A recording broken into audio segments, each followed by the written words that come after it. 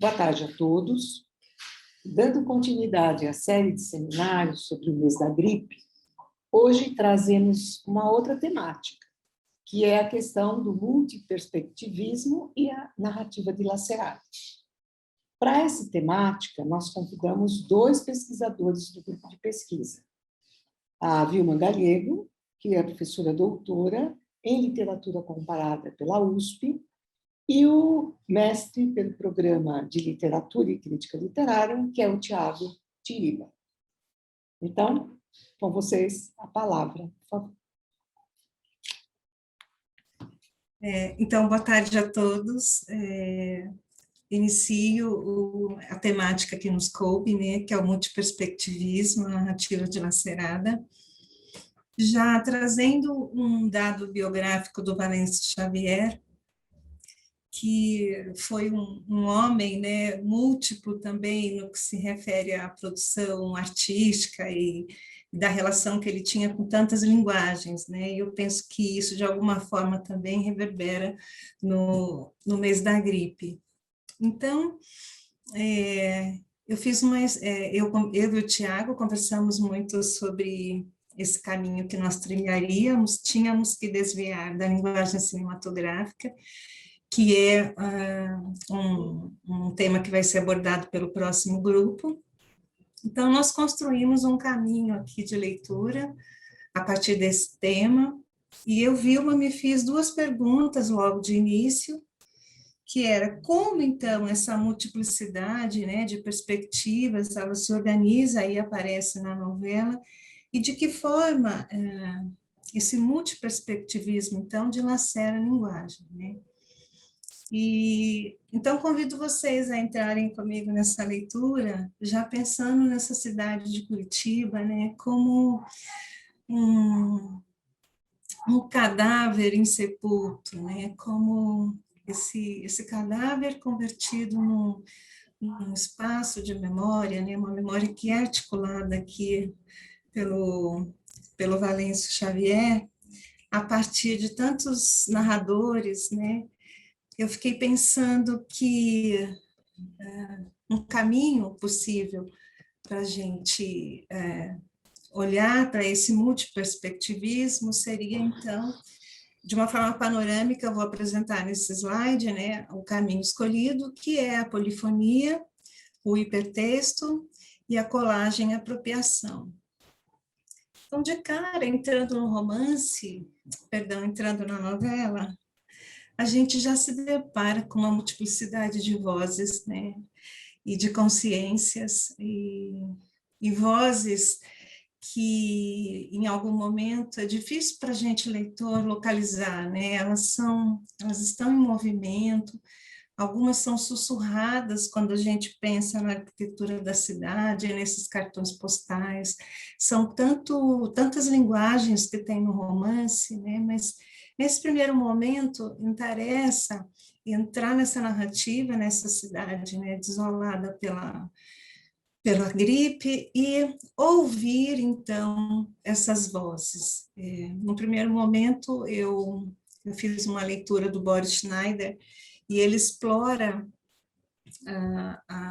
a novela, né, pensando nesse coro de vozes que aparece na narrativa, e são vozes que não se sobrepõem, né, elas estão ali simultaneamente dizendo e contando dessa experiência pela qual eles estão, por essa experiência vivida, né, nessa cidade, então, contaminada pela gripe. E a sensação que o leitor tem diante de todas essas vozes que vão ecoando nesta narrativa é de que são histórias fragmentadas, né? A gente não consegue ouvir uma história inteira, a gente vai ouvindo partes dela, e ela vai, esse discurso ele vai se constituindo, né, ao longo da narrativa, e o leitor precisa, então, ir acompanhando essas partes, né, que vão se juntando, mas não só isso, né, a gente escolhe umas trilhas para fazer leitura, mas O texto é sempre relacional, né? Quer dizer, aquele postal, ele está em relação com o texto que está na mesma página, mas ele também se conecta com outro, e a conexão não é só palavra, não é só imagem, né? Mas é página, é o livro como um todo. Como nesse primeiro momento interessa ouvir essas vozes, né? Na perspectiva bakhtiniana mesmo, entendendo que são muitos uns, né? Em um, e essa unidade está pluralizada no na novela, eu levantei aqui algumas partes para poder pensar nessa narrativa polifônica, né? Então, a primeira delas, eu vejo que... vou só diminuir um pouquinho aqui para poder ler. Opa, só um segundinho aqui. Eu vejo que esse conjunto de vozes que aparece na novela, e essas vozes, como são muitas, né, esse conjunto, esse coro de vozes, ele já fragmenta a narrativa e já é um dado para dilacerar, né, a narrativa. Então, que é fragmentada, que é construída a partir de pedaços esquecidos pelo tempo, né, revelando uma cidade perdida no passado.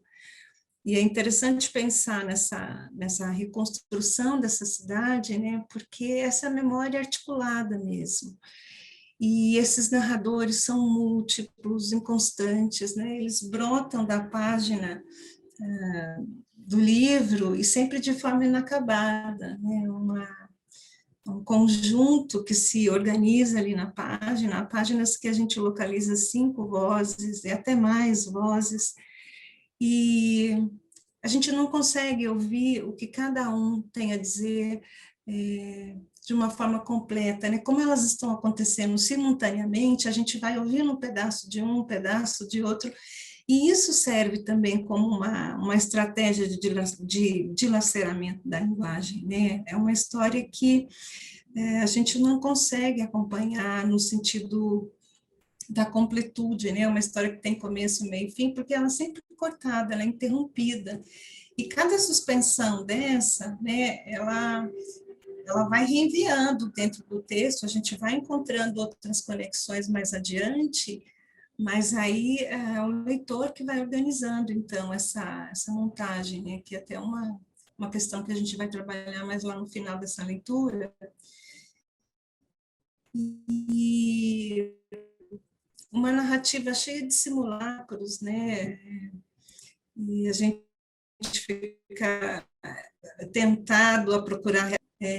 A gente vive hoje a pandemia e como também a gente sabe que a história, né, foi narrada a partir de algo que aconteceu mesmo na cidade, mas é impressionante verificar que a gente encontra dados que convergem com o tempo de hoje, né? Quando a gente para ler o jornal que está colocado lá na narrativa, a gente percebe lá que um jornal omite a verdade, né, que é para não causar pânico, o outro propaga lá o uso de medicamentos que não servem para nada. Então, pensar também que o Valêncio, ele se apropria de um tempo histórico, né, e recria tudo isso, é lógico, é ficção, e é tanto ficção que ele propõe mexer com essa linguagem, né, recriar esse espaço mesmo, essa atmosfera da cidade de 1918. Né? Eu me vi em alguns momentos na leitura procurando coisas, né, da cidade de Curitiba. Tem uma página, na segunda página da narrativa, tem uma propaganda de uma loja que vende cortinas, cortinados, né? A loja se chamava o Louvre. Quando a gente joga lá na internet, aparece o prédio, né, onde essa loja existiu. Então, é bastante interessante ver como a história e a literatura aqui, né, elas ficam atuando o tempo todo. Bom, a narrativa está dividida em 3 partes, né? E eu penso que essa divisão também conta uma história, e essa história também ela é interrompida, né? Ela é dividida em 3 partes, Mas essas 3 partes correspondem, então, a esses 3 meses, né, que ele narra, e cada página é um dia, e a gente já começa de um mês que não é completo, né, são 70 e poucas páginas. E uma outra coisa que eu penso que serve para contribuir para essa dilaceração da linguagem, né, é essa aceleração do tempo. Tudo é veloz, porque quando a gente olha a página, né, a simultaneidade desses diferentes espaços, desses discursos sobrepostos, eles também provocam uma velocidade, né? O leitor, para acompanhar isso daí, precisa ser bastante ágil, né? Se quiser fazer essa leitura simultânea de tudo que está acontecendo ali, e uma leitura que vai fatos que vão se interrelacionando, né, ao longo da narrativa. Então, essa narrativa atomizada, ela acaba por criar esse terceiro tempo, que é esse tempo histórico, né, construído na narrativa, o próprio tempo da leitura, que é quando a gente atualiza, né, esse tempo do vivido, que é narrado, com o próprio tempo cósmico, levantando as vozes que estão presentes na novela, são muitas, né? Eu reuni aqui um conjunto delas, a fala dos amantes alemães, a fala do Dr. Lemos, das mensagens publicitárias, dos jornais, do poder público, né, em forma de decretos, despachos, leis, do Dr. Trajano, do Benedito Carrão, do oficial do Registro Civil, do José da Gaita, o discurso da memória da Dona Lúcia, a fala dos jornais, né, que é a Gazeta, o Diário da Tarde, o Comércio do Paraná, o discurso das imagens, que são as postais, as fotos, gravuras, a fala dos loucos, né, essa memória que é a memória oficial, que é a memória individual e a coletiva. Então, é um conjunto muito grande de vozes, como diz o Schneider, é um coro gigantesco aqui, né, e para a gente ouvir tudo isso da maneira como ela acontece, interrompida, cortada, suspendida, eu penso que essa também é uma estratégia para dilacerar a linguagem, né? Ela contribui para essa descontinuidade. Depois, eu trouxe aqui um único slide que traz uma página do livro, porque no final das contas a resolução não fica muito boa também no slide, mas essa página 28, só para ilustrar o que eu estou dizendo, ela traz numa única página um conjunto de 5 vozes. Então, a gente tem, né, a voz a primeira voz é um relato sem identificação, né, caracterizando um hospício e o interno, está escrito assim: no jardim, o hospício tinha umas pereiras, brancos os pés, pintados de cal, não adiantava, lugar úmido, sempre cheio de lesmas, o louco comia pera com lesma, ficava horas mastigando fruta e bicho, olhando com aqueles olhos. Aí, na sequência, a gente já tem um cartão postal do hospício. Depois, vai ter um comunicado do diretor do hospício, né, que é um comunicado do Dr. Lemos, que vai dizer assim: como medida preventiva, estão suspensas as visitas aos doentes internados no hospício Nossa Senhora da Luz. Toda e qualquer informação ao respeito dos mesmos deverá ser dada pela Excelentíssima Senhora Irmã Superiora e pelos médicos do estabelecimento nas horas habituais de visita. Curitiba, 29 de outubro de 1918. O diretor, Dr. Lemos. Na sequência, uma outra voz, né, que é um poema de um suposto narrador, que diz o seguinte: no Monte de Vênus, parca, loura penugem, como pelo de pêssego, margeando os lábios rubros do amor, fenda, virgem para mim, adivinhada por mim. E, por fim, uma quinta voz, que é um relato oral, né, concedido ao escritor, a Dona Lúcia, que vai dizer assim: muita gente ficou com o juízo abalado por causa da febre forte, dias e dias. Mesmo muito tempo depois da gripe, encontrava-se a gente que nunca mais recuperou a razão para o resto da vida. Então, o que no primeiro momento pode parecer caótico, né, na verdade está todo relacionado, a gente consegue perceber esse discurso aí da loucura, né, que está apresentado pelo diretor, por esse relato oral, enfim, um texto que está interrelacionado, né, é até a próxima coisa que eu vou apresentar, a noção de hipertexto, mas ainda aqui, para fechar a parte da polifonia, a gente perceber, né, como essas vozes estão aqui juntas, contando sobre essa experiência dessa cidade, né, como eles estavam impactados e atravessados pela cidade, então, vivendo essa pandemia. E de que forma, como cada um está contando, né? Essas vozes, elas vêm da cidade toda, né? Então, vem do diretor do hospício, vem da Dona Lúcia, e vem de tantos anônimos que aparecem na narrativa, porque é uma outra dificuldade que a gente tem, é de localizar, né, de onde vêm todas essas vozes, né? Há momentos que a gente diz, esse suposto narrador, né? Porque, de fato, é bem desfacelado, né? Então, acho que tudo isso atomiza a narrativa e vai dilacerando também a linguagem, suspendendo, né, essas histórias. Ainda aproveitando esse slide, eu gostaria de trazer essa segunda noção que eu penso que cabe aqui nessa leitura, que é a noção de hipertexto, né? Acho que aqui nessa página a gente já consegue perceber que esses nós estão relacionados, né? Então eu trago aqui o conceito do Pierre Levy, né?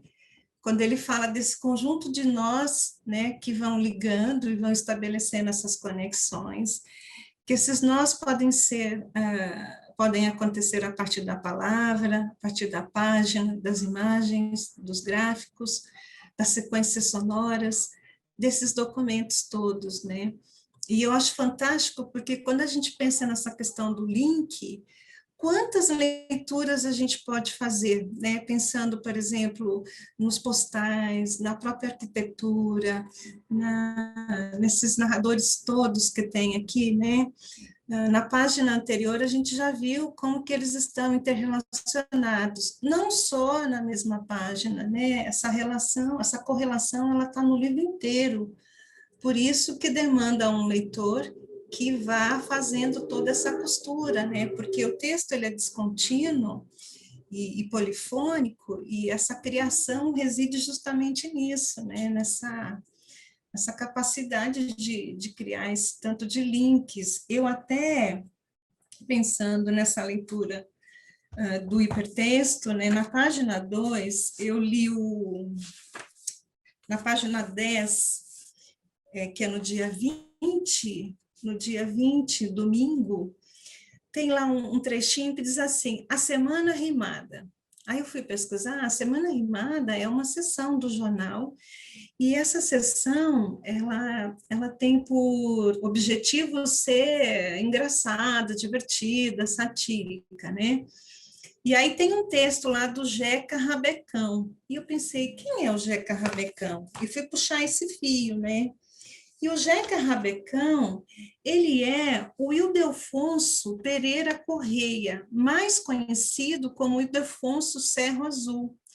E ele ocupou a cadeira número 8 da Academia Paranaense de Letras, e ele foi poeta, humorista, boêmio, contista, romancista, autor teatral, sócio fundador do Centro de Letras do Paraná, redator do Jornal Humorístico e responsável por várias sessões. Teve uma vida muito marcada por tragédias, por perdas e tal, e mesmo assim, essas sessões do Jornal do Comércio do Paraná e de outros jornais também que ele foi redator, e é interessante, né, como essa coisa do link, do link é bastante forte no livro, porque é tanto dentro como para fora. Se a gente começa a puxar, né, quem é esse aqui, onde que é essa rua, como que esse prédio, né, essa arquitetura se liga com outras coisas que estão acontecendo na cidade.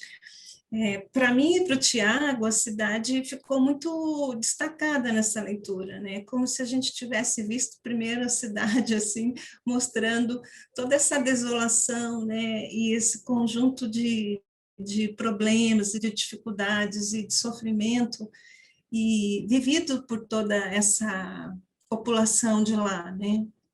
Então, eu penso que a ideia de hipertexto é bastante interessante também para dilacerar a linguagem, né? No sentido de que vai suspendendo, vai rompendo, vai quebrando, e é o leitor que vai depois buscar todo esse caminho, né? Buscando esses nós.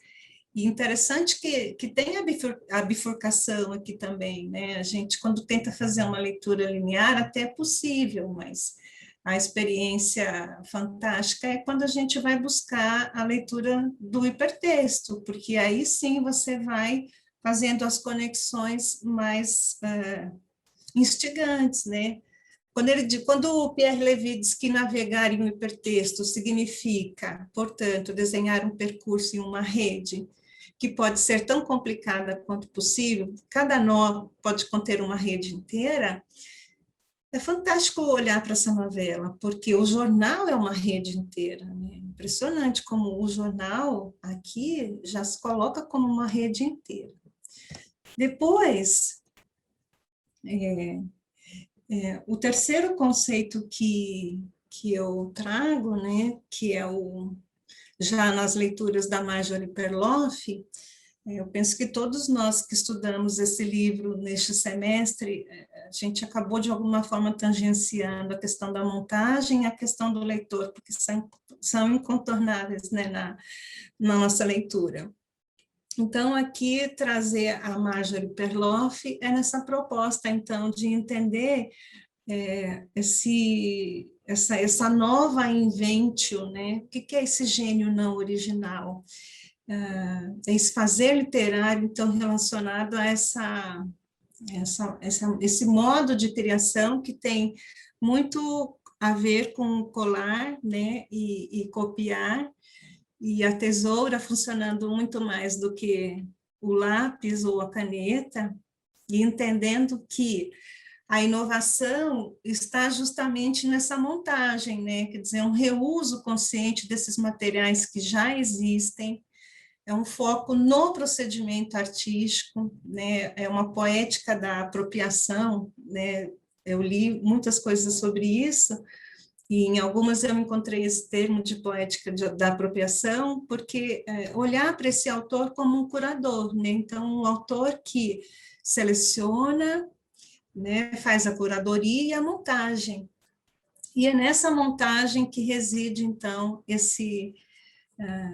essa criação, né, o ato criativo, porque esses vestígios, né, de cada objeto desse deslocado da sua origem, esse trecho do jornal, esse cartão postal, esse relato, enfim, todos esses objetos texto que foram deslocados dos seus lugares de origem para compor a narrativa, eles passam agora a ser, então, um novo texto dentro dessa organização que o Valêncio Xavier propõe, né? Pensando nesse reuso consciente desses materiais, é como o autor fosse um reciclador, né?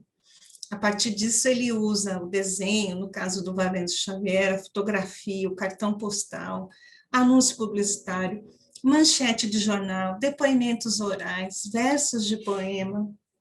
Então,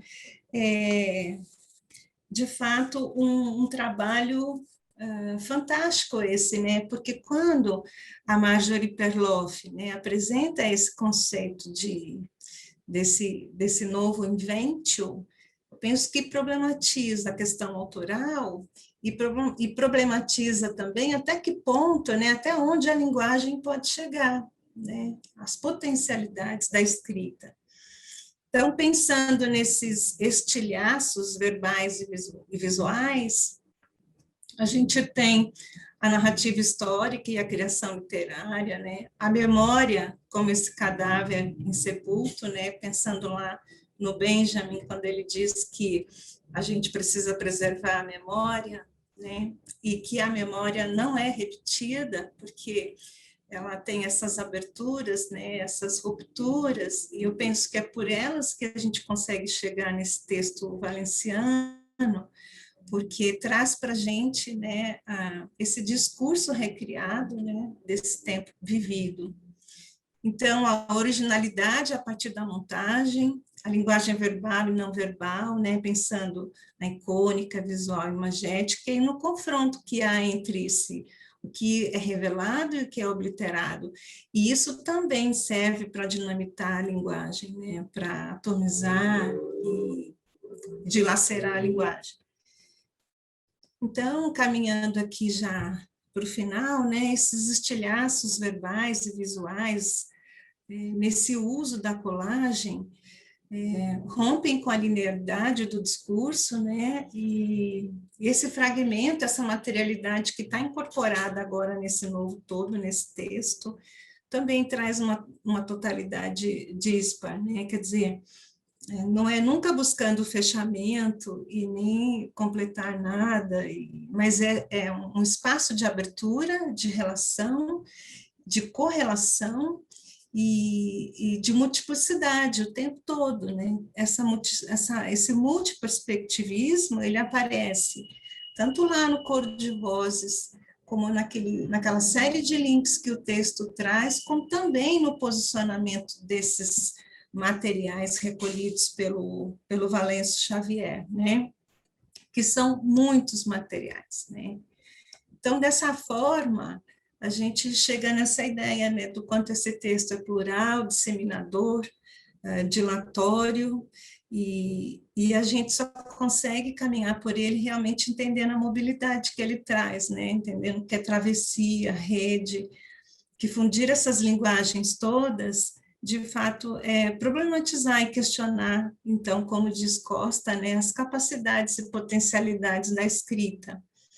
Eu não me detive, né, na questão do leitor, eu acho que todos nós trouxemos para o seminário, em algum momento, como que esse leitor se comporta diante da narrativa, mas eu li numa estudiosa da obra do Valêncio Xavier, algo que eu achei que valeria a pena trazer e compartilhar com vocês, que é quando ela diz que a audição de múltiplas vozes, eu só preciso reduzir aqui, porque na minha tela lateral aparece as pessoas.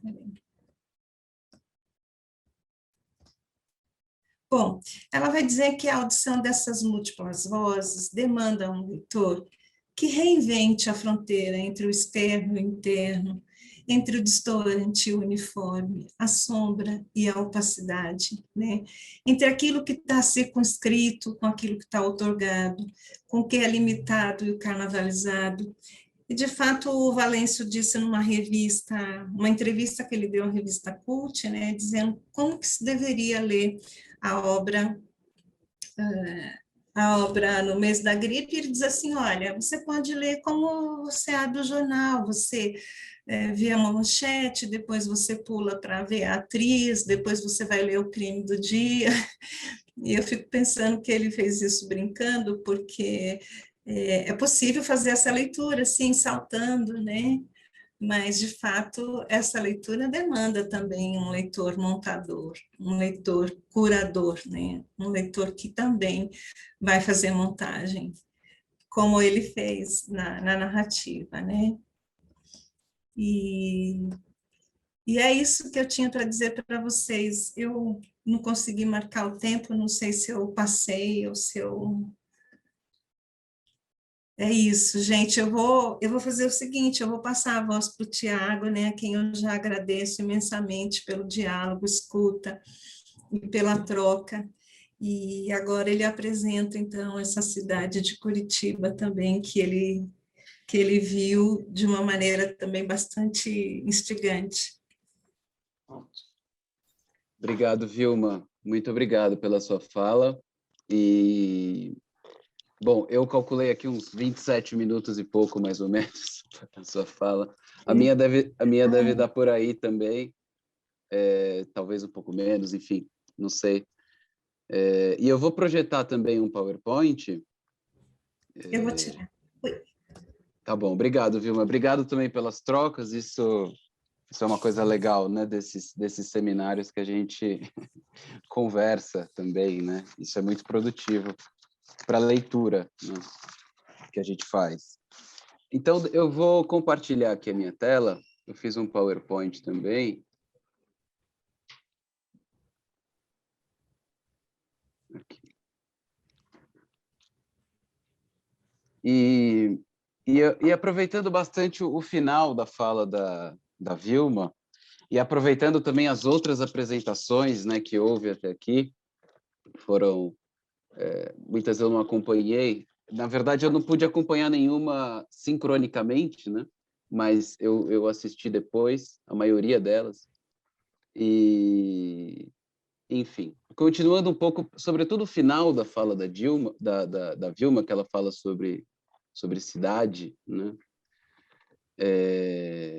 O título dessa minha fala aqui é A Cidade como Escrita, narrativa de uma Curitiba dilacerada. Então eu acho que dá para ler, né? Eu não sei se eu... Ah, não, pronto, assim fica melhor. Essa foto é de um fotógrafo daqui de São Paulo chamado Nelson Con, e eu acho que transmite, né, essa ideia da cidade moderna, sobre a qual eu vou falar um pouco. E como uma espécie de epígrafe dessa apresentação, eu peguei um fragmento do livro que está na página, um fragmento do mês da gripe, né, que está na página 41, que é um fragmento que diz assim: a bruma, a névoa e a gripe, eu acho que diz respeito a essa ambientação, né, da narrativa, e a única assinatura que tem, só aparece isso, a bruma, a névoa e a gripe, e a única assinatura que tem, gripe com 2 P's, eu preciso ver lá se gripe com 2 P's ou não, mas a única assinatura que tem é Caderno de um Gripado, desse Jaime Balão Júnior. Eu achei que serviria como epígrafe dessa apresentação. Então, pegando um pouco da ideia da Vilma também de puxar fios, né, de puxar fios desse livro tão complexo, uma das narrativas possíveis, né, entre tantas, no meio dessa infinidade de sentidos sempre inconclusos, uma das narrativas possíveis é a da cidade, né? Então eu pensei, será que a cidade de Curitiba, mais que um mero cenário, né, um espaço, poderia ser considerada personagem, uma importante personagem da obra, né, uma personagem central da obra? Eu descobri que essa foi uma premissa, né, uma hipótese de uma dissertação que eu li depois, né, e me ajudou bastante nessa exposição, um trabalho do Rodrigo Vieira da Silva, da Universidade da Paraíba, e de Campina Grande, né? Ele estudou as configurações do espaço urbano de Curitiba nessa obra, no mês da gripe. E esse trabalho me ajudou a pensar, me ajudou muito, né, nessa apresentação. Então, assim, que Curitiba é essa aqui representada? Aqui encenada, na verdade, né? Mais do que representada, encenada. Então, puxando esse fio da cidade que se mostra e se esconde, eu pensei, de que forma a experiência da urbe, da vida na cidade, se reproduz na leitura de O Mês da Gripe? O Mês da Gripe, então, a gente poderia dizer, seria uma espécie de um livro-cidade, né? Alguma coisa assim. O livro, de certa forma, deriva da experiência da cidade, como a Vilma falou também, né? O livro deriva da experiência da cidade. Se a gente pode considerar que a cidade também se escreve e também pode ser lida, esse livro é uma experiência de leitura da cidade, né? Da cidade moderna, da cidade pós-industrial. Cidade que é necessariamente múltipla e fragmentada, dilacerada, né? Como a narrativa. Segundo a Raquel Ronick, que é uma arquiteta e urbanista, professora da USP, né? A arquitetura de uma cidade, né, está falando genericamente de uma cidade, ela é ao mesmo tempo continente e também registro da vida social. E aí ela fala, quando os cortiçados, né, cortiços, transformam o palacete numa maloca ou numa favela, eles estão ao mesmo tempo ocupando e conferindo um novo significado para o território, né? estão, portanto, escrevendo um novo texto. Ela escreveu um livro que me ajudou a pensar nessas questões, foi um livro daquela coleção Primeiros Passos, dessa Raquel Ronick, chamado O que é Cidade? Coleção Primeiros Passos da editora Brasiliense. E ela falou assim, a Raquel Ronick falou, é como se a cidade fosse um imenso alfabeto, com o qual se montam e desmontam palavras e frases. Isso fica claro quando percorremos alguns sítios históricos. Isso é ainda Raquel Ronick, né? Quem vai para Machu Picchu, por exemplo, ruína do Império Inca no Peru, olha para tudo aquilo e lê um texto que fala do povo quechua e do seu mundo. Ao mesmo tempo, o abandono e a destruição da cidade também revela, então também se pode ler, né, a dominação daquele espaço pelos europeus, deixando de ser um espaço vivo para se transformar somente em traços de memórias, né?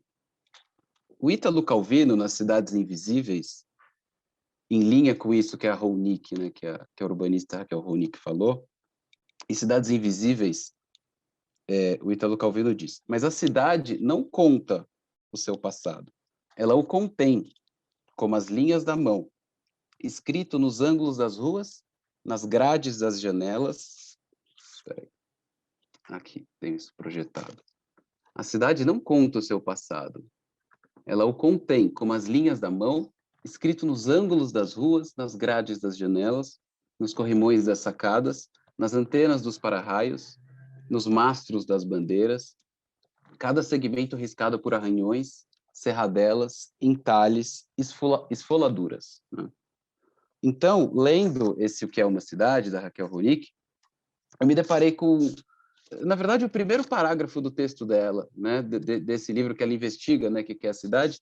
Esse é o primeiro parágrafo do texto dela que eu achei muito interessante e trouxe aqui para vocês, para essa apresentação. Ela começa, então, O que é uma cidade, com esse questionamento, né?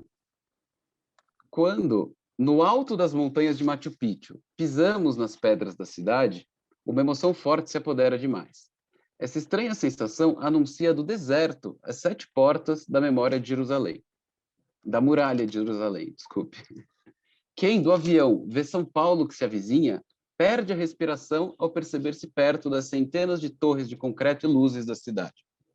Então, que fenômeno é esse capaz de se fazer sentir, né, capaz de se fazer presente no corpo de quem se aproxima? Com esse questionamento, né, que ela começa o livro dela sobre cidade, né? E, afinal de contas, eu escolhi esse caminho da cidade porque o mês da gripe traz essa sensação de andar pela cidade, né? Uma experiência cognitiva, né? A gente pode dizer, análoga à vida da cidade. A Curitiba da obra é um tecido urbano exposto na narrativa fragmentado, né? Como eu falei. É a própria desestruturação, recuperando um pouco, né, algumas apresentações, é a própria desestruturação social de que fala o Benjamin sobre o fim da narrativa, né? O esfacelamento do tecido social da malha social, né, urbana. Algo que diz respeito a essa Curitiba real do início do século passado e de toda a cidade moderna, né, mais amplamente, e que aqui se materializa na obra, né, na superfície do texto. É uma narrativa que né, como que vimos, junta os cacos do passado de forma alinear, com seus dilaceramentos assequenciais, né? É um experimento, então, que na minha visão, eu acho que concordando com outras aqui, responde, de certa forma, a essa sociedade que está em crise, né? Onde o contar está em decadência, como disse o Benjamin em alguns textos, né? Dos anos 30, né? Sobretudo. Então, a gente hoje, alguns trabalhos aqui falaram bastante, né, na leitura hipermediática, por conta da multiplicidade de elementos, né, das variadas linguagens, que lembra mesmo, né, a tela do computador. Mas eu achei interessante trazer, né, que o leitor ele foi desenvolvendo a sua capacidade de ler o mundo, a sua capacidade perceptiva, o seu aparelho cognitivo, né, mais amplamente, através de outros modos de ler, outras formas de ler. E um dado fundamental para esse desenvolvimento perceptivo foi a modernização das cidades, né? A Paris e a Londres do século XIX, com suas novas noções de urbanidade, né? O que uma cidade precisava ter, como que uma cidade deveria ser, né? Que aparelhos culturais ou monumentos, né? Arquitetônicos, esculturais, né? ela deveria ter, né, uma cidade deveria ostentar. Então, eram ideias novas de urbanismo, ideias novas de cidade que foram importantes nesse processo. O espaço urbano foi se refazendo, né, a partir desse período, de forma mais veloz, né, a partir de mais ou menos da metade do século XIX, e também passou a existir nos centros urbanos uma proximidade muito maior entre os corpos, né, quase se esbarrando nas cidades, né? E segundo Singer, nas calçadas, né, muitas vezes da cidade, segundo Singer, que é um pesquisador citado pela Lúcia Santaella, no estudo que a Lúcia Santaella fez sobre o perfil cognitivo do leitor imersivo, que é o leitor da tela, segundo Singer, em 2001, ele falou que com a modernização das cidades houve um aumento radical na estimulação nervosa e no risco corporal, né? Então, a eletricidade, o neon, as vitrines, as galerias, os parques, boulevards, enfim, tudo isso foi surgindo e transformando o espaço urbano na medida em que dialeticamente transformava as pessoas que moravam, né, nesses espaços urbanos. Enfim, eu achei interessante pensar, né, que para uma cidade se instalar em um determinado local, ela precisa que a natureza desse local esteja controlada, né, que a natureza do local esteja pacificada, domesticada. E o vírus, a influenza, que é parte da natureza, impede totalmente a vida nessa cidade, como vemos hoje acontecendo, né, em 2020, em 2021, né? Então, uma parte da natureza que não foi domesticada, o vírus, né? Uma parte da natureza que não foi domesticada e que, portanto, atrapalha, impede, né, a nossa experiência de cidade. E a cidade vai aos poucos, uma coisa que eu achei bem interessante de notar, e que eu, digamos assim, confirmei, né, com a dissertação que eu li, do Rodrigo Vieira da Silva, é que a cidade vai aos poucos, ela também padecendo, né? Também vai morrendo. Então, assim, então a gente abre o livro, voltando a falar, né, da experiência de leitura análoga à experiência da cidade, a gente abre o livro e já está dentro da cidade, né? Assim, na primeira página, logo depois do Sade, né, da epígrafe do Marquês de Sade, a gente abre o livro e já se sente dentro da cidade. As pessoas já estão nas casas, com medo do germen do mal, a paz já foi interrompida, tudo isso na primeira página, né?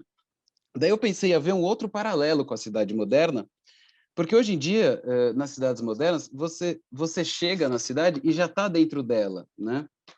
E nas cidades de antigamente, as cidades eram muradas, né? Elas eram amuralhadas. Então, a Raquel Ronick, né? Essa urbanista, historiadora também da arquitetura, ela falou que no século XVII, por exemplo, quando se ia para Nova York, por exemplo, você ficava diante de um portão da cidade de Nova York, né? Então os limites, os começos e os fins das cidades, né? Os limites das cidades, eles eram muito claros, né? Muito bem demarcados. Hoje não. É difícil saber onde uma cidade começa e onde uma cidade termina. Então é quase impossível hoje estar diante da cidade, né? A gente quase sempre está dentro da cidade. Então foi essa sensação que eu tive, né? A gente começa a leitura e já está dentro da cidade, né? Digamos assim, a gente começa a leitura e ela já está aberta para a gente, né? Digamos assim. Então esse leitor, eu tive essa sensação. A gente abre o livro e vai, talvez pelo fato do último fragmento ser aquele sujeito de bigode, né? Que começa a caminhar pela cidade, né? Eu fiquei com a impressão de que esse último fragmento convida o leitor a caminhar junto com ele pela cidade, né? Para mim, esse caminhante sugeriu isso, né? Que o leitor ande com ele pela cidade, olhando as vitrines, ouvindo as vozes, passeando pelas praças, né? Pelos cemitérios. E eu achei curioso isso de andar a pé pela cidade, porque só mesmo andando a pé, né? Para ver as lojas, as vitrines. Na página 11, aquela personagem, a Dona Lúcia, ela fala sobre andar a pé, né? Ela fala justamente isso, na página 11. Ela comenta assim, sobre as caminhadas, né, em grupos, muitas vezes, para os cemitérios, né? Ela fala assim, iam a pé, e era a pé. Iam carregando o caixão, e as gentes a pé, acompanhando pela cidade inteira até o cemitério municipal. Então é isso, né? Uma andança pela cidade dos mortos, e na página 17, é isso mesmo que a própria Dona Lúcia fala, né?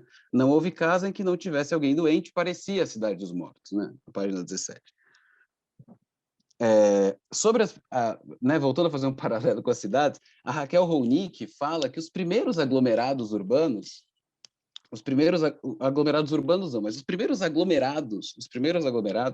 eram mesmo destinados aos mortos. Então, de certa forma, o livro recupera, né, essa cidade inicial, porque antes de se tornarem locais, antes das cidades, né, dos aglomerados, se tornarem locais permanentes de trabalho e moradia, os primeiros embriões de cidade, ela vai dizer, de que se tem notícia, né, que são os zigurates, são templos que apareceram nas planícies da Mesopotâmia no terceiro milênio da era cristã. Nesses templos eles eram santuários. Então, ela fala uma coisa muito interessante sobre cidade, é que cidades são imãs, né? Imãs, assim, com poder de atração das pessoas, né? Atraem as pessoas e as coisas, né? E daí ela fala que esses templos eram imãs que reuniam aquele grupo social, antes, no entanto, desses grupos sociais morarem e permanecerem nas cidades, né?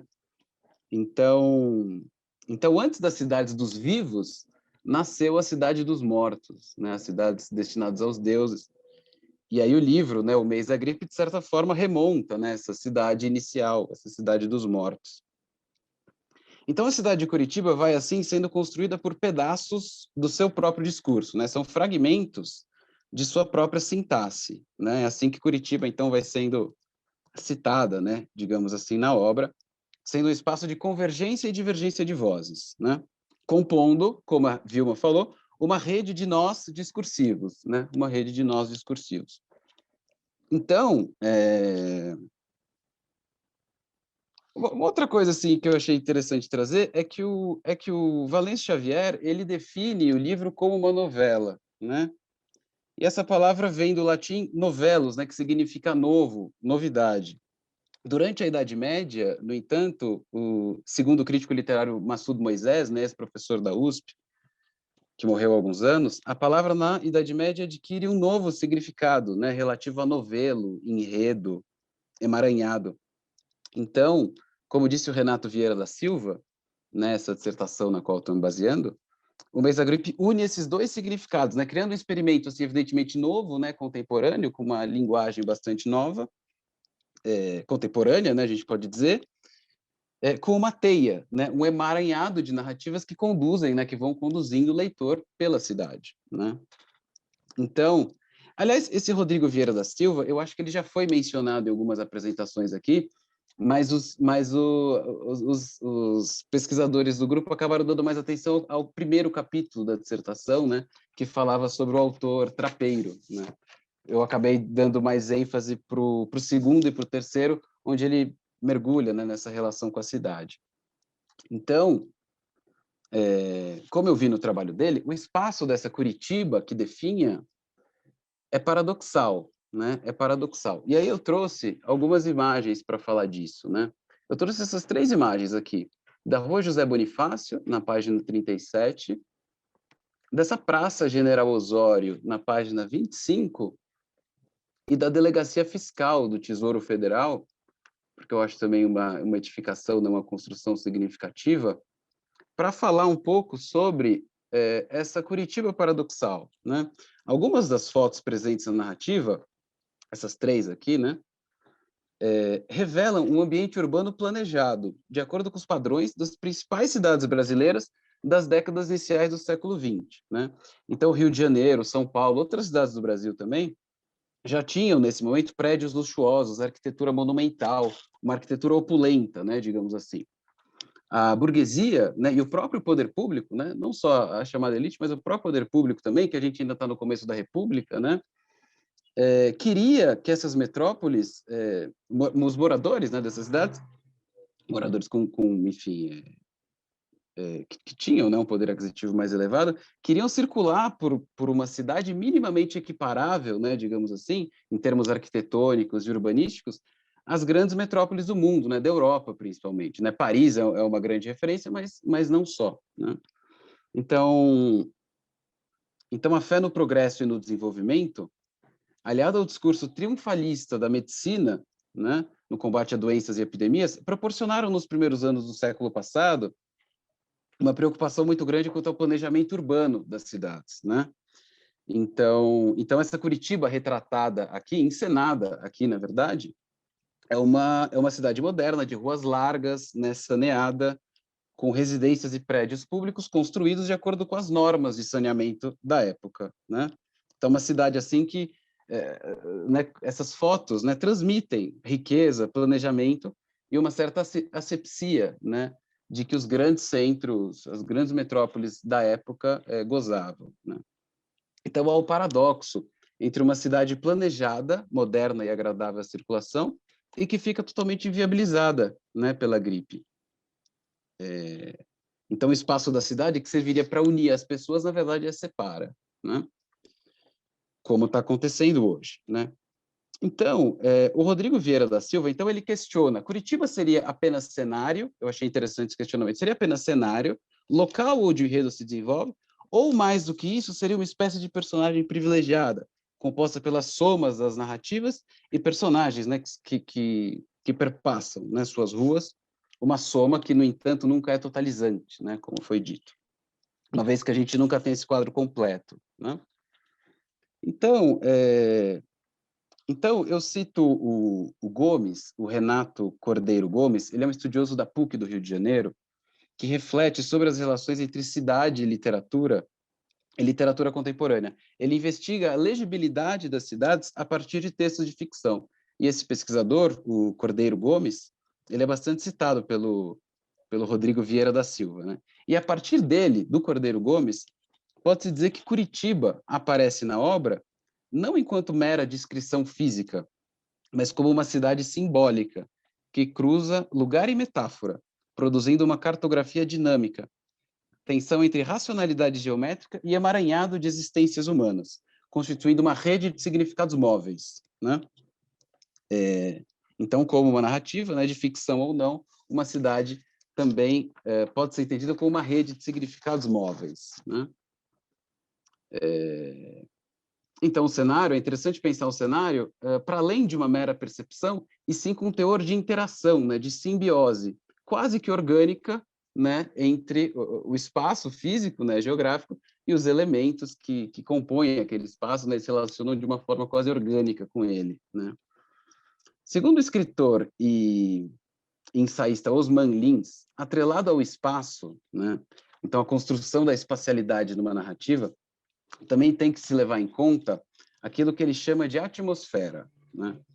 Então, um exemplo interessante seriam os dois fragmentos iniciais, logo na primeira página da novela, né? Logo aquela primeira página da novela, que tratam de temas aparentemente distintos, né? A guerra e algumas questões sobre a cidade, né? O primeiro fragmento é sobre a guerra e os outros algumas questões sobre a cidade.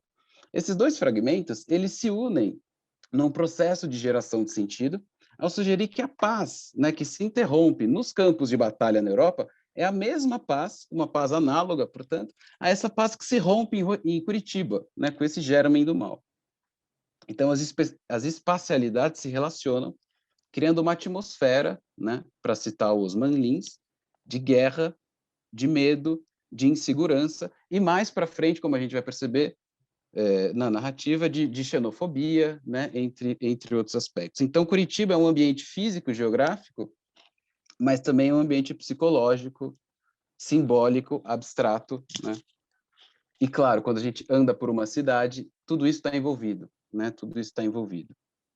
Então, achei interessante trazer as propagandas do Louvre, citando a mesma loja, o Louvre, né, que a Vilma também apresentou aqui, uma loja que aqui nesse primeiro anúncio, logo no comecinho da narrativa, né, quando ainda é outubro, vendendo cortinas, cortinados, brises e stories, né, que é uma espécie de um cortinado também, né, stories. Mas aí, um pouquinho mais para frente, quando, portanto, Curitiba já está mais... a cidade já está sofrendo mais, né, com a gripe, ela vai se transformando. E a gente tem essa mesma loja aqui, né, fazendo de novo uma propaganda no jornal, mas isso daqui eu pensei que isso daqui também pudesse estar talvez num cartaz na loja ou na fachada, se bem que eu acho que estava no jornal mesmo.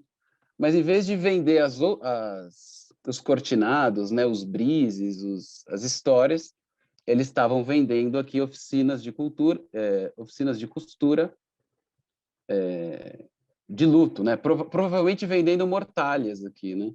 provavelmente vendendo mortalhas aqui e dizendo no anúncio que, com a palavra luto bem grande, né? E dizendo que esses tecidos podem ser entregues muito rapidamente, né? Num curto prazo. E também tem esse elemento aqui em cima, né? É o memento mori, né? Que é uma homenagem aos mortos, né? Uma homenagem aos mortos que é bastante comum em períodos de luto, né? Conferindo, potencializando, né? O sentido do anúncio, né? Uma outra camada de sentido aqui para esse anúncio do Louvre, né? Então, com o passar dos dias, isso já na página 40, né? Esse anúncio aqui na página 40, né? Então, é uma outra cidade no mês seguinte, né? Uma outra cidade no mês seguinte. Então a cidade vai se transformando, né? Andar por ela em outubro era uma coisa, andar por ela em novembro era outra coisa. E então, dentro da temporalidade da própria narrativa, né? Esse espaço ele vai mudando, né? Durante os 3 meses, né? De gripe espanhola na cidade, ou pelo menos os 3 meses aqui da história, né? Os 3 meses aqui da narrativa. Enfim, conferindo, né? Uma ambientação, criando, né? Um espaço que não é só físico e geográfico, né? Mais do que isso, mas uma ambientação em que a vida não vale um caracol, né? Então, um cenário que vai se transformando numa relação dialética com seus habitantes, e são vários elementos, né, que contribuem para isso, é claro, né? A lesma é um elemento cíclico, né? O elemento cíclico que aparece em diferentes lugares da narrativa, né? Que vai compondo esse ambiente, né? Tem um pedacinho também que é um fragmento de jornal que um leitor do jornal, né? Um assinante do jornal reclama sobre as badaladas dos sinos, né? Que estão badalando muitos sinos, e isso eu fiquei pensando nesse som, né? Nesse som da cidade, dos sinos, né? Como isso ele falava, eu não marquei esse fragmento, mas ele falava que a situação já era muito triste, né? Tava todo mundo assim muito sentido com o que estava acontecendo, então e como as mortes eram muito constantes, talvez os sinos, né? Fossem desnecessários. É o que ele dizia, né, o assinante do jornal. E uma coisa interessante também é que o padecimento da cidade, já estou terminando aqui, gente, já estou indo para o final, mas o padecimento da cidade, ele não se dá só nos espaços públicos, mas ele é uma cidade que padece também dentro dos lares, né, dentro dos espaços privados, né? Enfim, o Telêmaco Jardim, né, ele vítima de uma crise nervosa, ele foge de casa no delírio da febre, e o pedaço de jornal narra os fatos que envolvem a fuga dele e reforça a imagem da cidade deserta, né, aquele fragmento de jornal. E o jornal chega a dizer que o pouco movimento da cidade dificultou a busca por informações, né, sobre o seu paradeiro. E uma ironia sobre os espaços da cidade, né? Ele foi morrer, o Telêmaco Jardim, abandonado e só na Cascatinha da Felicidade, né? Num lugar de Curitiba, no bairro de Batel, se não me engano, um lugar chamado Cascatinha da Felicidade, né? Enfim, muito interessante, né? Pensar que em um outro tempo, né? Muito diferente desse 1918, né? No outro tempo, aquele lugar já foi muito feliz e foi chamado, né? De Cascatinha da Felicidade. Então é isso. Enfim, só para terminar aqui a minha fala, só para terminar aqui, o Telêmaco, ele perdeu o filho, né? O Telêmaco ele perdeu o filho, e aí ele teve uma crise nervosa, né? Ficou muito sentido, ele também estava com febre, né? Então, estava ali numa situação de delírio, saiu pela cidade e morreu abandonado, né? Perto da Cascatinha da Felicidade. E depois a gente ainda tem mais um fragmento da filha dele, né? Da Josefina, filha do Telêmaco Jardim, que também morreu vitimada pela influenza, né? E o Rodrigo Vieira da Silva, ele disse que o espaço, ainda sobre o espaço, né? Ele falou que o espaço é o mesmo do recorte anterior. A casa, né? A mesma casa, na rua Carlos Carvalho, número 8. A casa, lugar privilegiado, reconfigura-se a cada morte, né? Reconfigura-se como espaço de loucura e degradação. com a notícia sobre o sepultamento da menina, o fragmento faz com que o espaço da casa, além de se entrelaçar com as ruas desertas por onde o Telêmaco fugiu, o espaço da casa também se aproxima do cemitério municipal, para onde os mortos da família Jardim, assim como muitos outros, finalmente vão, né? As pessoas vão em cortejo, né? Então são espaços que se configuram e se configuram, né? Criando uma cartografia móvel, né? E enfim, então é isso, pessoal. O que eu queria falar era isso. Então, eu acho que sim, que Curitiba pode ser considerada uma personagem fragmentada, né? Como costumam ser as personagens, né? De romances contemporâneos, né? Bom, é uma obra sem centro, aliás, como as cidades modernas, né? Porque antes as cidades de antigamente, elas tinham um centro, né? A vila, a praça, a ágora, né? Na cidade grega. E hoje é difícil pensar em Los Angeles, Nova York, Tóquio, São Paulo, é difícil pensar num centro, né? Então, e essa narrativa é também assim, né? Então, foi isso, pessoal, o que eu pensei para hoje. Espero que tenha feito sentido. Foi muito bom. Então, só para a gente retomar, foi muito interessante, né, as apresentações de hoje, e aí eu destacaria 2 pontos, para mim foram fundamentais. Primeiro, a questão da apropriação e dessa estrutura de nós, né, como possíveis hipertextos. E essa do Tiago, né, essa coisa da cidade, nessa cidade-texto, né, que como ele entendeu isso, muito interessante, né, abriu outra perspectiva. E aí, eu teria só uma questão, que eu gostei muito do Zeca Rabecão, eu fiquei pensando, o Zeca Rabecão, quando você vai para a informação, que é o que a Vilma trouxe, quem é tal, é uma coisa, mas quando você vê na estrutura do livro, ele ganha outro sentido, de modo que essa informação, que seria uma questão de arquivo, né, ela é desarquivada, porque aí a significação é outra. Você pensa que é um cara popular, né, com esse nome todo Zeca Rabecão, como é que pode? Esse está numa academia de letras, é muito distante. Então, essa questão da apropriação, né, do reuso. E como esse reuso reconfigura. Você vê outra figura, outra personagem, né?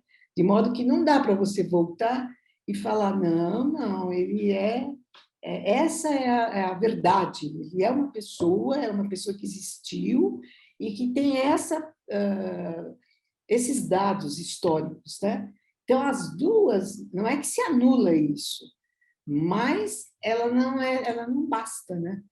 Então, você tem simultaneamente essa informação e a desinformação. Ela é esse arquivo, que é uma espécie de arquivo, e depois o desarquivo, né? Muito interessante, não acha? Eu gostei muito do tal do Zeca Rabecão. E nem imaginei que tivesse uma história real dele, né? Porque você se basta com a ficção, né? Mas é legal ter visto que ele, além de tudo, ele tem sim dados na realidade, né? Sim, e ainda ocupou a 8ª cadeira da Academia Paranaense de Letras. Nossa, é demais, né? Não, e ele era múltiplo, tudo que eu ia buscar era muito múltiplo. Começando do Valêncio, né, que trabalhou com cinema, com televisão, com tantas linguagens, né, e não bastando isso, esses personagens que entram, né, essas vozes, quando a gente vai puxar esse fio, também são múltiplas, e é lógico que deslocadas de lá da origem delas, né, elas compõem uma outra história aqui, Mas é interessante saber que esse rabecão também, esse Jeca Rabecão, que eu nunca... Quando eu li lá o texto, o que é na seção do jornal, eu imaginei que era o título daquela matéria, e não era, né? Então, é um livro com muitas camadas, É muitos verdade, nós. é E verdade. aí tem que ir mergulhando, né? Lógico que exatamente o que você falou, é o arquivo É, e o des, né? o anarquivo, né? O O anarquivo, é. anarquivo. Ah, e outra coisa também, que você falou muito no narrador suposto, né? E eu fico me perguntando se, de quem é a voz que faz esses vínculos entre os fragmentos, né? Não é o narrador, né?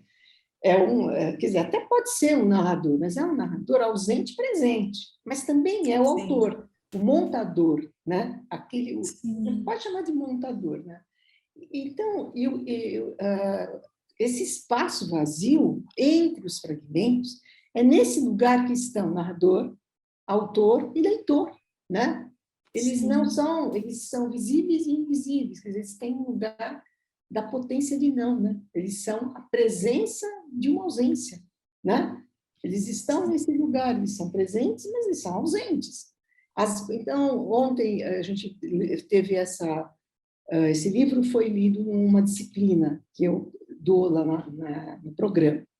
E aí um aluno disse que não havia marcas, então, nenhuma desse lugar, né?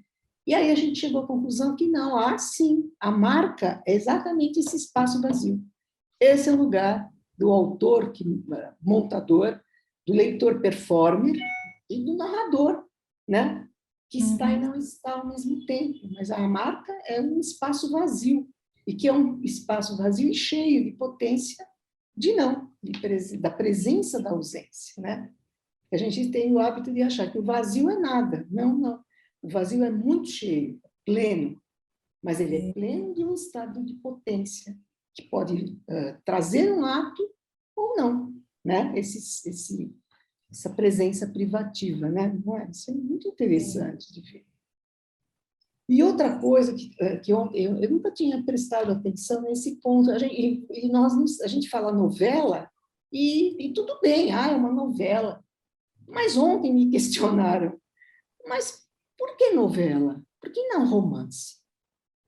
Aí começamos a falar, bom, mas o que é novela, né? Como gênero. E a questão mais forte é o tamanho. Porque uma novela é menor, uma romance é grande e tal. Mas aí eu me lembrei do Boccaccio, né? E pensei, não é possível, será? Porque, olha, a novela, e isso quem fala é o Todorov. Eu até fui procurar agora, mas o livro chama A Gramática do Decameron. E nesse livro, ele fala que a novela ela tem uma estrutura que é a seguinte: você tem uma moldura de base, né?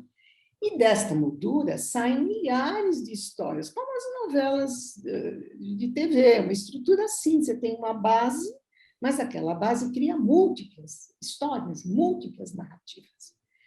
E quando eu pensei no Decameron, qual é o argumento? A peste. Então, a peste levou um grupo de jovens a sair da cidade e se refugiar no campo, né? E, para passar o tempo, eles contavam histórias. Cada vez era um que era o líder e que assumia a história, e depois passava para o outro. Aí eu fiquei pensando, será que este livro teria um reenvio, um possível nó de com Boccaccio? Porque a analogia é muito grande, também é uma doença, que é a peste, né? E agora a gripe espanhola, e a estrutura, novela. Então, não pode ser mera coincidência, né? Parece que há mesmo uma possível correlação, né? Uma chamada desse gênero, né? E não é à toa, porque ele dá destaque, né? Ele põe novela, né? Dentro do título, não é? É uma coisa que me chamou muita atenção. E agora, indo para o Todorov, né, que mostra essa estrutura, você vê, na verdade, você pode, por analogia, mostrar aí também qual é a base. É a gripe espanhola e a cidade. Né? A cidade de Curitiba, ela é parte de um todo.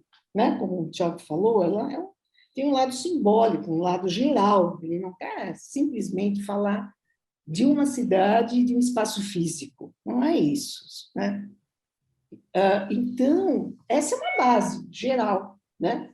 E esse é o ponto de onde partem todas as ramificações, né? E a gripe não é só a cidade que é personagem, a gripe, principalmente, acho que até no seminário sobre os restos, sobre a doença, se falou nisso, né? Que a grande personagem é a gripe. E até eu fiquei me perguntando se aquele eu que aparece não seria a própria gripe, que passa sorrateira por toda a cidade vazia, ninguém a vê, né? E ela vai entrando em todas as casas, em todos os lugares.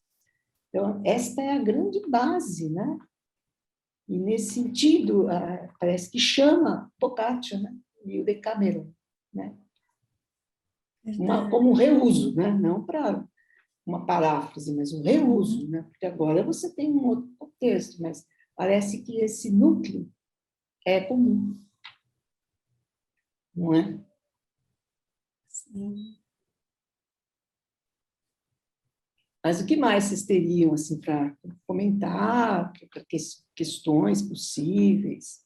É interessante, Rosa, quando se fala a questão da novela, né, dele intencionalmente ter colocado no título, não é? Chamado a atenção para isso, porque no Dicionário de Estudos Narrativos, do Carlos Reis, ele tem uma parte bastante interessante para a novela. E uma das coisas que ele fala aqui, que mais significativo do que o tempo, do que o tamanho, é que a novela proceda a uma concentração temática, sem divergir para áreas semânticas paralelas ou adjacentes. Ele vai tratar do mês da gripe, não é? Ela acaba por distinguir da tendência para a extensiva elaboração narrativa que é própria do romance. E, por outro lado, da vocação em todos os aspectos mais restritiva que é inerente ao conto. Agora, é interessante que, ao mesmo tempo, ela representa-se quase sempre de forma linear, acompanhando uma unidirecionalidade da ação. Vejam, ele faz a cronologia, no entanto, não há esse unidirecional, né? Ao contrário, existe o múltiplo, todas as narrativas ao mesmo tempo acontecendo, e nós não temos essa... Nós podemos até criar linearidades, mas elas estão ali colocadas de outra forma, essa espacialidade, essa multiplicidade Sim. que ele coloca, que vai contra, ao mesmo tempo, da proposta de uma novela, como se classifica no gênero, né? Pois é. Quer dizer, e não é, né? Até isso, né? Porque nós não usamos novela mais, né? E a gente ontem também via que novela, em inglês, é novel, né? Mas no inglês... E aí, e quer dizer, é romance. Romance, Então, olha só. Eu fiquei pensando duas coisas, né, em relação a essa questão da novela. Uma é que tem uma fala do Mário de Andrade, que eu não vou me lembrar agora qual é o texto, em que ele está discutindo justamente isso, se um determinado texto produzido é um conto ou é uma novela. É no Vestida de Preto. Acho que... É um conto, e aí ele vai dizer, se o autor chamou de conto, então é conto, a gente respeita a vontade do autor. Se o Valêncio chamou de novela, acho que a gente respeita a vontade dele e chama de novela. Porque essa questão dos gêneros, elas já se transformaram muito, né? Então é difícil a gente ainda utilizar essas estruturas muito fixas, muito rígidas, porque cada vez mais os gêneros vem tomando uma perspectiva multiperspectivista, né? Pensando aí no conceito que a Vilma trouxe para a gente hoje. E aí, Rosa, você falou do Decameron, e aí eu me lembrei também que eu vi recentemente que o New York Times convidou um monte de escritores no ano passado, acho que são 29 escritores que escreveram contos sobre a pandemia. Sim. E aí o livro se chama Projeto Decameron, porque justamente vai buscar no Boccaccio essa estrutura de que todos partem de uma temática, então todos eles partem da temática da pandemia, né, da Covid do ano passado. O livro foi publicado, acho que no final do ano passado. E aí, dentre os escritores de língua portuguesa, são acho que apenas dois, é o Mia Couto e o Julian Fuchs. São duas contribuições em língua portuguesa, e tem, assim, grandes atores de língua inglesa, a maioria. Mas muito interessante, né? Porque, de uma certa maneira, faz uma trilogia aí do Boccaccio, o Valêncio com o Mês da Gripe e essa publicação da pandemia de agora. E aí eu queria parabenizar, né, o Tiago e a Vilma pela fala excelente, que acho que iluminou aspectos da obra que eu não tinha realmente visto ainda, né? Então, eu acho que quando a Vilma fala que é um livro que tem muitas camadas, vocês conseguiram encontrar camadas para iluminar, né? Então, achei que foi muito interessante. Aí fiquei pensando, gostei muito da fala do Tiago quando ele traz a Raquel Ronick com essa coisa do urbanismo, de pensar a cidade. Adorei a referência às cidades invisíveis do Calvino, achei que fez todo sentido, né? E assim, a gente já vê o Mês da Gripe com uma outra luz, né? Pensando nas cidades invisíveis ao fundo. E aí fiquei pensando nessa cidade que é cenário, mas que mais importante do que isso é narrador, é personagem, é texto. E aí a gente volta no que a Vilma trouxe desse multiperspectivismo, porque a cidade vista dessa forma múltipla, ela realmente pode ser tudo isso, né? A gente não precisa escolher, ela pode ser tudo isso ao mesmo tempo. E é nesse espaço em que ela pode ser tudo, mas também abre espaço para outras vozes, é que a gente encontra esse vazio do narrador. Fiquei pensando um pouco nisso. Mas gostei muito das apresentações. Muito legal. Gente, Ô, Ana, queria... deixa eu só... desculpe, Rita, você quer fazer um comentário? Eu ia fazer...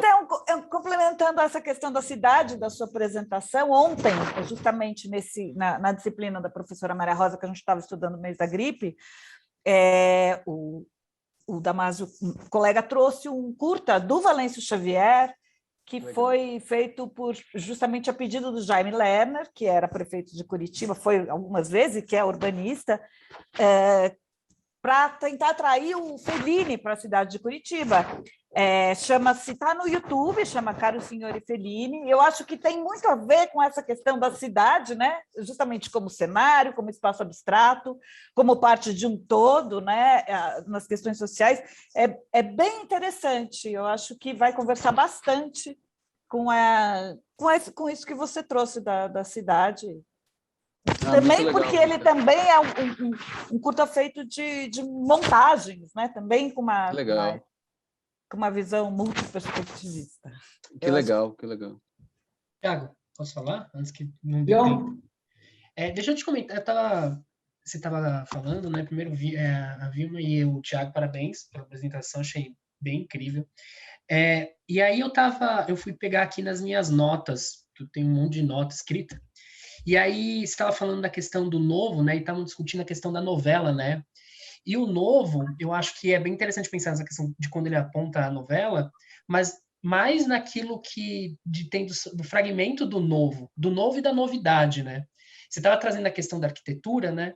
E aí tem eu acabei vindo pegar no Benjamin, né? No Passagens, porque ele tem na parte que tem de Paris antiga, catacumbas, demolição e declínio de Paris, tem dois fragmentos muito interessantes, que é um que ele diz assim, ó, sobre a cidade. Construir a cidade topograficamente, 10 vezes ou 100 vezes, a partir de suas passagens e suas portas, seus cemitérios e bordéis, suas estações e seus. Assim como antigamente ela se definia por igrejas e seus supermercados. E as figuras mais secretas, mais profundamente recônditas da cidade, assassinatos e rebeliões, os nós sangrentos no emaranhado das ruas, os leitores de amores e incêndios. E aí tem a questão do que é novo e do que é necessariamente a novidade, assim, até pensando na questão do tema da novela, né, que no caso do novo é aquilo que causa uma ruptura, Então, se você pensar que a própria estrutura da cidade, né, como ela se colocando como novo, e a própria novidade que reivindica a sua questão da própria atualização do que é o novo. E a gripe, ela faz com que a própria cidade de Curitiba seja atualizada constantemente. Então, a própria cidade, ela é um organismo que vai se transformando. E tem uma relação muito próxima, né, da arquitetura com a moda, né? As duas coisas estão muito entrelaçadas, porque são essas duas mediações que vão dizer como é que está se pensando a relação da sociedade. Então, eu achei bem legal o aspecto da arquitetura, especificamente, para a gente ver como que a gente percebe isso. E no Benjamin, é muito interessante porque eu vejo uma relação muito forte com os sonhos. Só que no Valêncio, esse sonho dessa arquitetura se torna quase um pesadelo. Um pesadelo no qual essas constantes mortes, esses constantes eventos vão trazendo o quanto o declínio, né, a destruição dessa cidade, a destruição desse lugar que é altamente destrutivo. Então, é quase mostrando o quanto isso tem de novidade, que está atualizando nossa própria perspectiva com o que a gente vive, né? Não só agora, né, mas que vai viver posteriormente, porque isso é um movimento cíclico da própria estrutura da história fragmentária. Sim. Eu achei Legal, bem legal isso. Isso aí, gente. A cidade se refaz mesmo, né? A cidade vai se refazendo. Verdade. E de cenário, né? Sim, sim. Gente, acho que nós temos que... Thiago. Não, desculpe, Rosa. Encerrando. Não tem necessidade, não. Eu só ia reforçar uma coisa que a Ana Paula Não, tinha falado. Reforça, a gente encerra. Então, tá certo. Então, só a última citação, que é daquele Gomes, que estuda que estuda a representação das cidades, né, na ficção contemporânea. Ele fala que ler e escrever a cidade é tentar captar as suas dobras, é inventar a metáfora que a inscreve, é construir sua possível leitura. Cidade, linguagem dobrada em busca de ordenação, né? Então vai no que a cidade pode ser inventada e reinventada, né? Como a Ana tinha falado. Muito bom. Bom, gente, a gente precisa encerrar, porque já passou bastante, né, do horário. E então eu encerro esse seminário e, ao mesmo tempo, convido vocês para assistirem o próximo, que será o último seminário da série, e cuja temática será montagem, visualidade e pós-produção. Até lá, então. Obrigada.